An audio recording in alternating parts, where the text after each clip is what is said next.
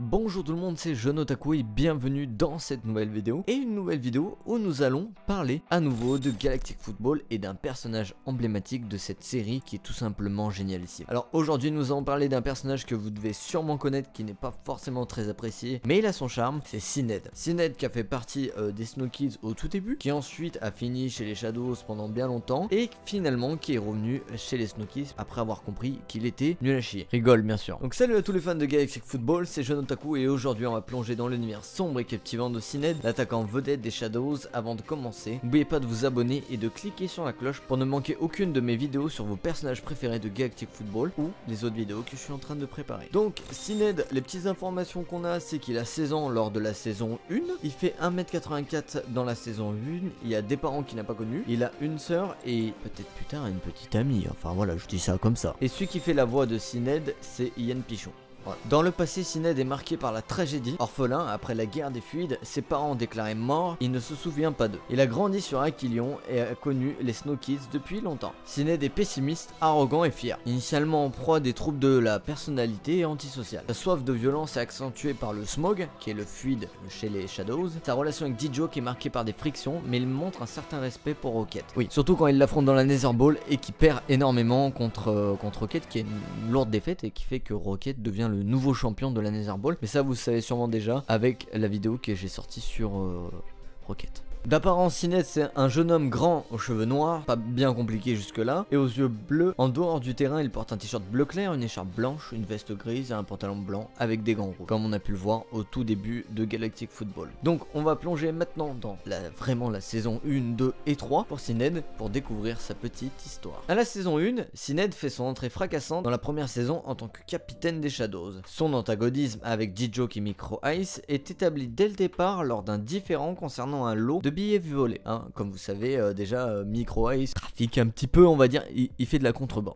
Cela marque le début de sa rivalité avec les Snow Kids. Le match crucial où Sinéad vole des billets à Micro Ice conduit à une confrontation qui sert à installer la dynamique entre les équipes. C'est pour installer une rivalité entre D-Joke, Micro Ice et Sinéad. Voilà, ça permet d'intégrer au mieux les personnages et de développer cette partie de leur histoire. Au final, il ne sera pas sélectionné chez les Snow Kids. Face à son rejet, Sinéad abandonne les Snow Kids pendant la deuxième moitié du match. Il fait la rencontre d'Artegor Nexus, ancien coéquipier de Arch, qui faisait partie des Snow Kids quand il y a eu la glaciation, pardon. Et Artegor Nexus lui offre du coup une place de titulaire parmi les Shadows. Son antagonisme envers son ancienne équipe se poursuit tout au long de la saison et se qualifie avec les Shadows jusqu'en demi-finale et en finale dans le Jeunesse Stadium bien sûr. Avant la finale de la Galactic Football Cup, il découvre les intentions de D-Joke de jeter le match pour sauver son père. C'est beau D-Joke, mais le football, ça reste le football. Convaincu par Blaylock, Sinéad insère son arme métafuite dans la coupe. Il ne sait pas qu'il est en train de se faire avoir, croyant que cela empêchera une guerre future en effaçant le fluide de la galaxie, alors que c'est tout le contraire. Après ces saisons 1 mouvementées,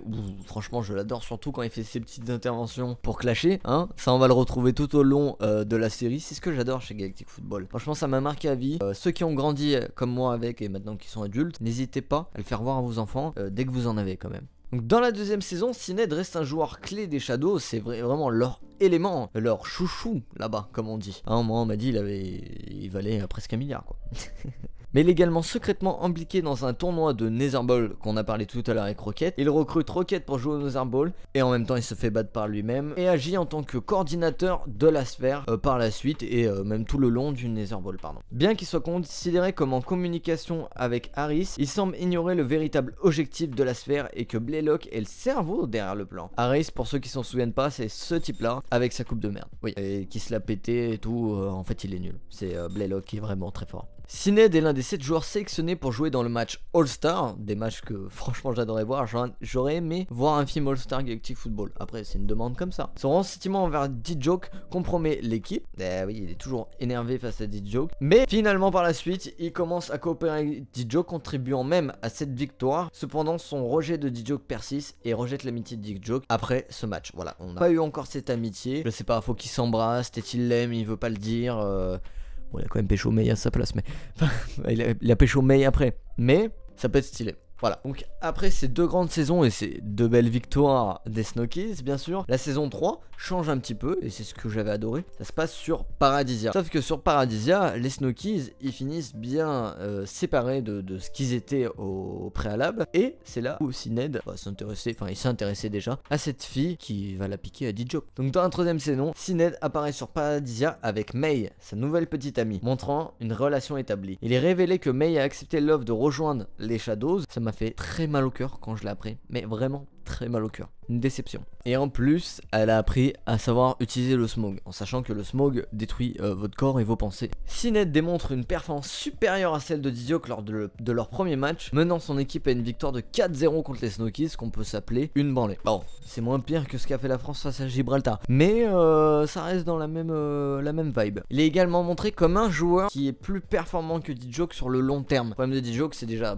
il a beaucoup de sauts d'humeur, sa famille, et beaucoup de sauts d'humeur, ça compte beaucoup. C'est un peu comme Harry Potter, hein, ils sont toujours là, ah, oh, fais ton travail de sorcier, fais ton travail de footballeur, parce que je regarde Harry Potter en ce moment, c'est pour ça. Pendant le grand tremblement de terre de Shadows Paradisia, pendant ce match-là, Sinéad sauve May et D-Joke quand même. Ça, il a pas été un... Il aurait pu être pire, mais il a plutôt été sympa lors de cette intervention. Plus tard dans la saison, Sinéad découvre que les personnes qui pensaient être ses parents sont finalement des imposteurs motivés que par son argent, comme qui arrive beaucoup trop souvent dans notre monde, malheureusement. Ceci combiné à la rupture avec May qui lui fait un trou sur le cœur, complètement. Lui, en fait, il a 2 trous. Il a le trou de ses parents et il a le trou de sa petite amie. Après, faut juste les combler, quoi. Mais ça fait mal au cœur. Donc il se plonge dans la tristesse, la colère, ce qui est pas très bon, surtout avec le smog. Après une révélation sur ses vrais parents finalement par la mère de D-Joke, Sinéad accepte l'offre de Rocket et rejoint enfin les Snow Kids comme il aurait dû le faire dès le début de l'aventure. Il parvient à se transformer le smog en soupe, du coup le mal en bien.